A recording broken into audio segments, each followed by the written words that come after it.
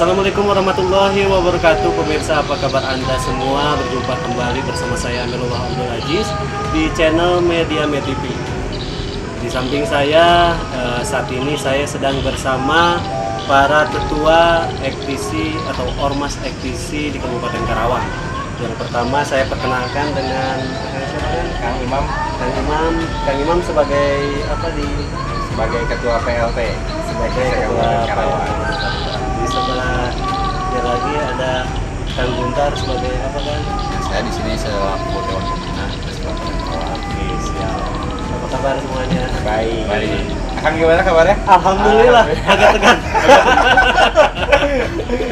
Ya, kali ini ramai diperbincangkan di media massa bahwa isu di lapangan ini sedang berkembang.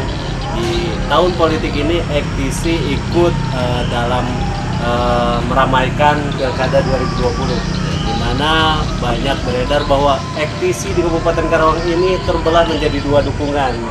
Apakah benar demikian? Namun kita bersantai dulu sebelum pertanyaan ke sana. Ya kan, sebenarnya peralihan ektisi dari dulu kan sempat ramai di bahwa ektisi itu adalah yang pemuda, motor negatif lah ininya. Nah, sekarang jadi ormas ini peralihannya seperti apa sih? Apakah dari mulai peralihan itu agak kaget atau gimana, bisa dijelaskan dulu? Sebenarnya kalau kita bicara tentang ektisi ini perjalanannya panjang ya Kang. Dimulai dari geng motor dulu. Memang betul ektisi itu notabene-nya kalau dulu disebutnya geng motor. Tapi ketika 2013 ini ektisi ini bertransformasi berubah jadi OKP. Nah, dari OKP ini 2015 kita berubah lagi menjadi organisasi kemasyarakatan. Nah, di sini memang sempat kaget gitu. Para pengurus sempat kaget, anggota pun sempat kaget. Perubahan ini begitu drastis dan cepat gitu. Tapi dengan berjalannya waktu, dengan ilmu-ilmu yang memang diberikan oleh DPP juga, oleh pusat, itu transisi tersebut insya Allah ya bisa kita maksimalkan dengan baik untuk menjadi organisasi kemasyarakatan. Dan kegiatannya juga kan sudah beralih nih, ya. Mulai sosial, terus kerja bakti membantu warga. Betul.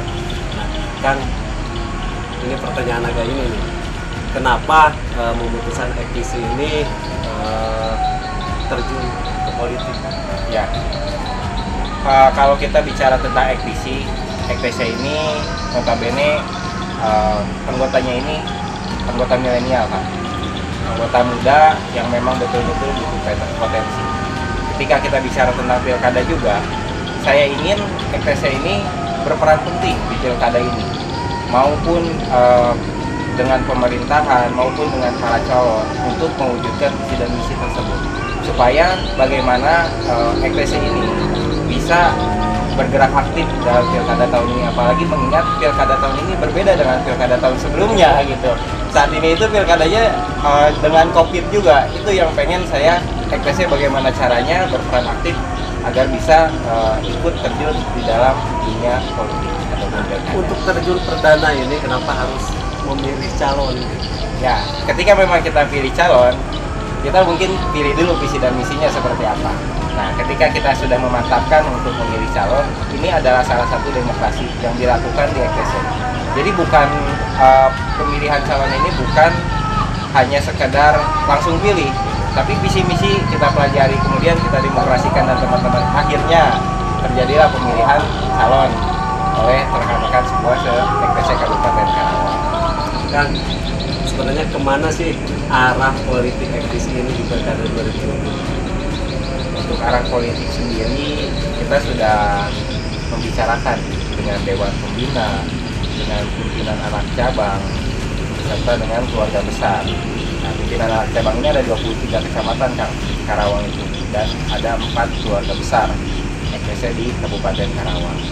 Setelah kita melakukan diskusi, kita nilai visi dan misi dari semua calon, akhirnya semua memutuskan dengan keputusan bersama bahwa kita mengusung ke 02. Langsung iya, langsung 02 ke Teselika sama Kang Adi Aem. Terus informasi di lapangan nih, bentar kan ya? Siap. Informasi di lapangan bahwa ekdisi ini terbagi menjadi dua kubu, dua apa? Memilih dua calon itu dari di antara dua pilihan. Dua pilihan. Gitu. Ekdisi ini di antara dua pilihan. Nah, kok bisa seperti itu sih, Kak? Mungkin disinilah ketika kemarin konfirmasi dari Akang sedikit menarik ya, karena yang terjadi hari ini kita banyak pertanyaan-pertanyaan nih dari teman-teman kan, khususnya saya itu baik dari via telepon, WA apa menanyakan ketika ada statement bahwa kita terbelah jadi dua di antara dua pilihan.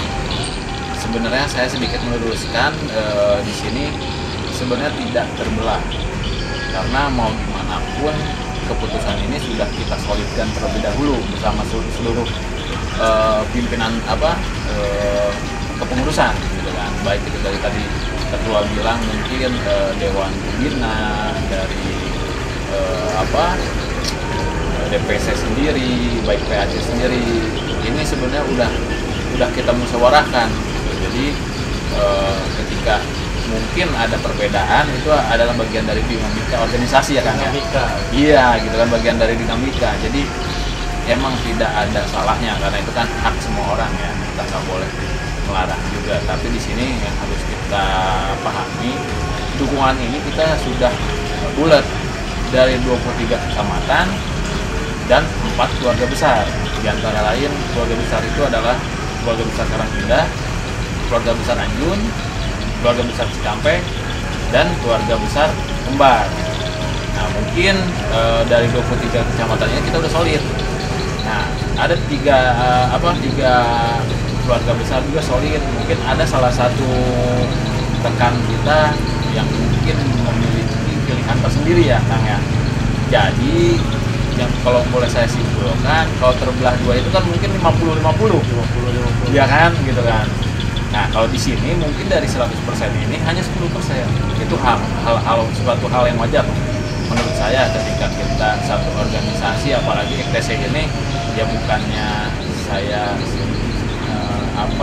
sombong gitu kan ya, bukannya ya memiliki masa yang cukup besar, karena kita di Kabupaten Karawang sendiri sudah hampir 20 tahun ya, 20 tahun malah.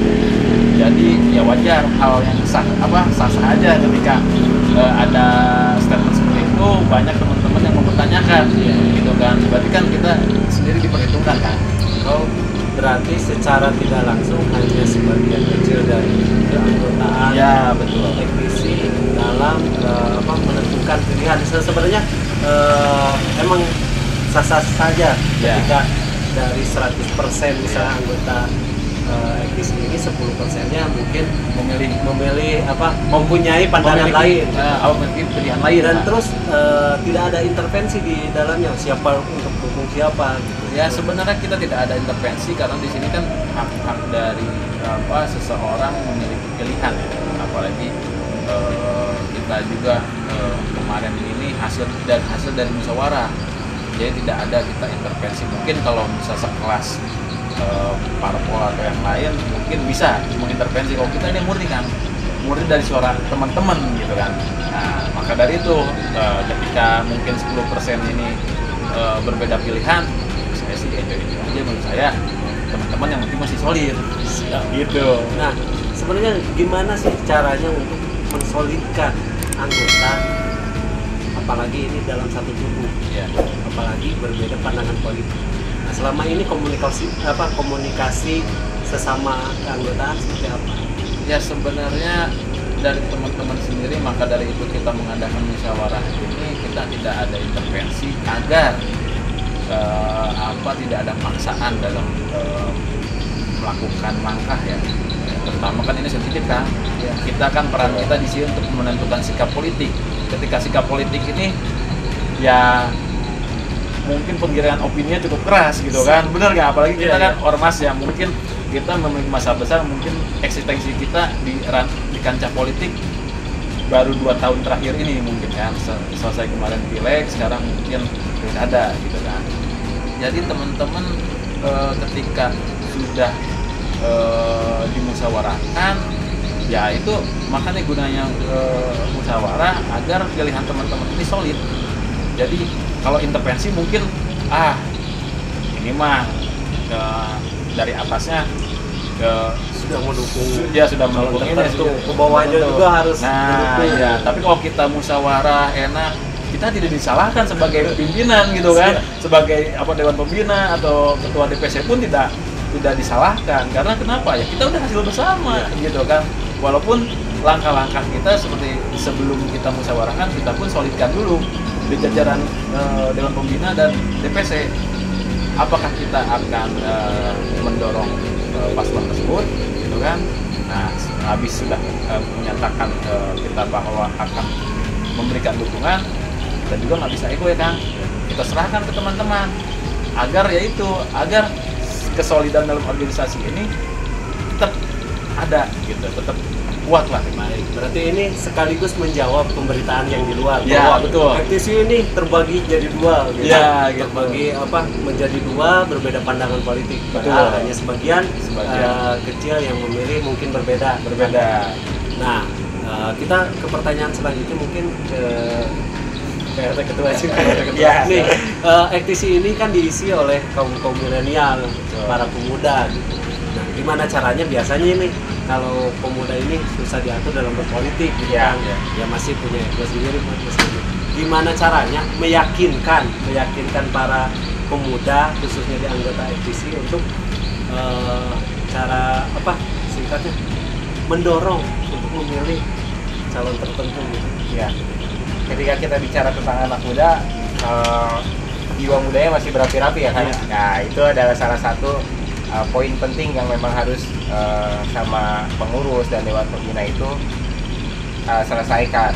Tapi ketika kita berbicara tentang politik, jiwa muda ini adalah salah satu alasan kenapa FTC ini betul-betul harus terjun ke Pilkada 2020. Dimana cara kita meyakinkan teman-teman kita ini dengan cara memaparkan visi dan misi dari para calon tersebut. Ketika kita sudah memaparkan visi dan misi, kita kembalikan lagi suaranya kepada teman-teman. Karena teman-teman ini lebih suka cara-cara yang demokratis, transparan, dan itu adalah poin utama dan poin penting yang dilakukan FTC agar semuanya ini bisa satu suara dan satu komando bersama FTC. Melalui musyawarah. Betul. Kemarin. Iya, tetap semuanya harus dengan musyawarah Kang gitu. Balik lagi, ini kenapa sih harus Selika yang diusung? Ya, karena Selika dan Haji Ayat ini itu adalah salah satu bisa dibilang ibu dan ayah untuk FTC, apalagi untuk Selika sendiri. Kita sudah punya kedekatan awalnya dengan ibu ini, sudah sejak periodenya menjadi wakil bupati dan teteh ya, teteh mungkin ya, dengan teteh gitu. Jadi memang kedekatan FTC ini dengan teteh ini memang sudah ada sejak dulu gitu. Tapi ya kembali lagi ketika memang kita sudah dekat dengan teteh, kita bicarakan lagi dengan teman-teman, dan akhirnya terjadilah kebulatan tekad kita untuk memilih teteh. Balik lagi ke istimewaan sosok seorang Selika di mata FTC ini, hingga suara FTC itu wajib, misalnya ini mau wajib ke Selika. Apa sih keistimewaan Selika? Untuk saya, teteh ini sosok seperti seorang ibu yang bertanggung jawab. Ketika kita bicara tentang teteh ini, seorang ibu yang mungkin di pundaknya ini banyak harapan-harapan yang dituangkan oleh anak-anak muda. Dan teteh ini orang yang betul-betul memikul semuanya, mulai dari pembukaan lapangan pekerjaan, kemudian pembangunan infrastruktur. Itu merupakan suatu keunggulan untuk teteh. Dan teteh ini menurut saya adalah sosok ibu bagi organisasi ataupun ibu bagi kaum milenial di kota atau kabupaten Karawang. Tadi ngomongin teteh nih, takut yang sebelahnya ini yang mendampinginya cemburu. Iya. Untuk sosok Kang F sendiri seperti apa? Dia kan oke lah kalau teteh kan merakyat, udah dekat dengan FTC. Untuk wakilnya sendiri, untuk Kang Haji Ayat sendiri itu adalah inspirasi untuk kita kaum milenial. Kang Hajayep ini suatu pengusaha yang masih muda, kemudian punya potensi, dan saat ini untuk sebagai bakal calon wakil bupati. Dan ketika kita bicara tentang umur dan tentang pencapaiannya, ini merupakan suatu prestasi yang memang betul-betul harus dicontoh oleh kaum milenial dengan berusaha dan usaha. Dan Kang Hajayep ini mungkin bisa menunjukkan itu bahwasannya bahwa kaum muda harus seperti ini. Sebenarnya banyak nih yang Ya. ingin dipertanyakan, cuman biasanya kalau dialog terlalu panjang itu yang nonton boring. Iya, betul. Oke lah, betul. untuk pertanyaan terakhir mungkin yang jawab Abang dulu, baru nanti Ditambahkan lah ya. ditambah. Nah, gimana sih cara meyakinkan kaum milenial? Ini kan aktivis sudah satu komando mendukung Salika Air. Ya. Gimana caranya? Apa kelebihan Salika hingga masyarakat Kabupaten Karawang dan para pemuda kaum milenial di Kabupaten Karawang wajib dan harus mendukung Salika? Kemudian saya ini aja ya, saya ungkapkan. Benar saya ungkapkan, jadi biar jelas, biar konkret lah gitu. Kenapa kita juga mendukung teteh ini? Karena menurut saya bupati yang milenial itu teteh. Bukan berarti saya karena mendukung ya, tidak. Ini objektivitas kita melihat dari sudut pandang dan kondisi ya bangsa kita saat ini ya kasarnya dituntut dalam era digitalisasi, bukan 4.0 lah. Jadi teteh ini tanpa kita sadari popularitas teteh ini cukup luar biasa. Khususnya boleh kita lihat ya beliau ini ketika aktivitas yang padat, terus masyarakat ini selalu eksistensinya selalu ada, baik di Instagram atau Facebook gitu kan. Itu jadi ya sah-sah aja lah ketika teteh ini. Kenapa saya sebut bupati milenial gitu kan, karena Akang boleh lihat IG-nya teteh itu hampir 200 sekian juta followers. Itu pun followers aktif ya, aktif, bukan pasif nih ya. Kalau pasif mungkin gampang. Nah kan berarti walaupun di dalam followersnya tersebut tidak semuanya 100% warga Kerawang ya kan? Anggaplah 50% dari warga Kerawang gitu kan. Tapi kan di situ berarti eksistensi teteh ini cukup luar biasa diterima oleh kalangan muda. Sedangkan seperti Instagram kan sekarang lagi kekinian kan gitu kan. Tapi bukan gara-gara follower Instagram. Oh enggak juga. enggak juga, tapi karakter teteh ini dia bisa memposisikan dirinya khususnya di kalangan milenialnya cukup luar biasa. Ya buktinya saja boleh kita paparkan ketika kita mengadakan musyawarah ini, skemanya kita ini tanpa ada dibuat-buat ya, ini alami ya.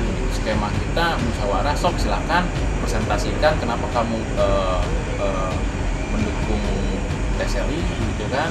Dari setiap pimpinan cabang itu murni kan, jadi mereka presentasikan gitu. Jadi kan ini skala kita skala kecil, EKTC saja sudah bisa menjadi gambaran di publik gitu kan. Karena ya teman-teman mendukung itu atas dasarnya juga udah jelas gitu, yang kita dukung, terus yang kita sebenarnya udah jelas. Jadi di kalangan milenial menurut saya untuk Kabupaten Karawang ini Salika aman lah.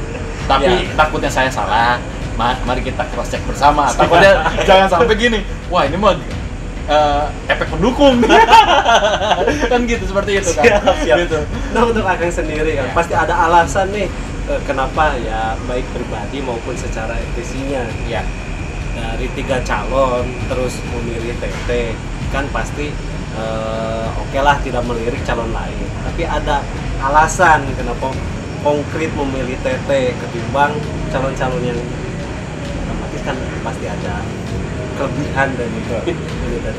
Nah, diutarakan sampai sambil kita juga menutup segmen ini, ya bersama Ektisi, apa sih kenapa masyarakat Kabupaten Karawang wajib dan harus khususnya kaum milenial memilih Jelas harus Kang itu. Karena ketika kita bicara tentang TT, ini sudah banyak fasilitas umum, kemudian pembangunan jalan, infrastruktur yang itu sudah berjalan sampai dengan saat ini dan semakin baik di Kabupaten Karawang.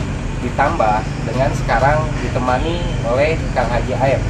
Ini adalah salah satu kemajuan yang mungkin bisa lebih memajukan dan memperbaiki Kabupaten Karawang agar lebih baik dan agar lebih maju ke depannya. Maka dari itu, saya mengajak semua masyarakat Karawang untuk mendukung TT beserta Haji Aep untuk melanjutkan periodenya agar semua yang memang belum tercapai bisa tercapai di periode selanjutnya. Baik, terima kasih atas waktunya Kang Siap, Baik pemirsa, cukup pembahasan kita selesai di sini. Sampai berjumpa kembali di To The Point selanjutnya, masih bersama saya Amirullah Abdul Aziz. Saya dan beserta kru yang bertugas undur pamit. Wassalamualaikum warahmatullahi wabarakatuh. Siap. Siap. Tarik iskan.